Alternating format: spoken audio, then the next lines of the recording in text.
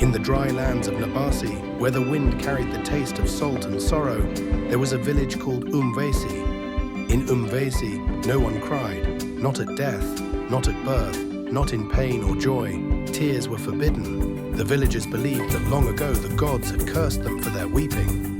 Legend said the river dried when the people wailed during a great famine. Since then, the elders warned, a tear will bring ruin, a sob will bring death.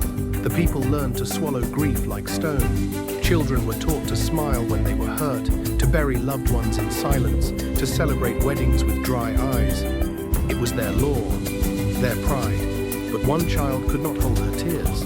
Her name was Amira, daughter of a quiet widow who whispered stories under her breath.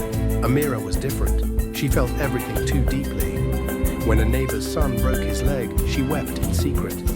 When her mother cut her finger on a cooking knife, Amira cried behind the water jars. You must learn silence. You must learn to lock your sorrow. But when Amira's mother died suddenly in the night, her voice stilled forever, the girl could not contain the flood. Standing over the grave, she fell to her knees and let out a cry that echoed through the valley.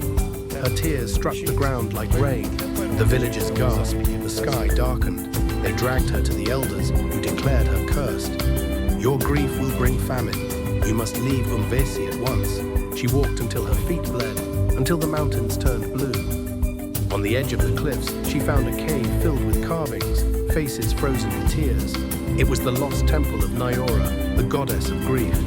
Inside, Amira collapsed and wept openly, her cries rising like song. And then the rain came, heavy, thick, long rain, falling for the first time in decades. It poured over Umwesi. The dead crops stirred, the riverbeds overflowed, wells filled to the brim. Amira returned, not as a child, but as a priestess of Nyora, wearing blue robes and a crown of river stones. She reopened the temple and taught the people to cry again, not in weakness, but in healing. Now, once a year, Umwesi holds the Festival of Sorrows, where the people gather to weep together. And they say, tears do not drown us, they cleanse the path for what comes next.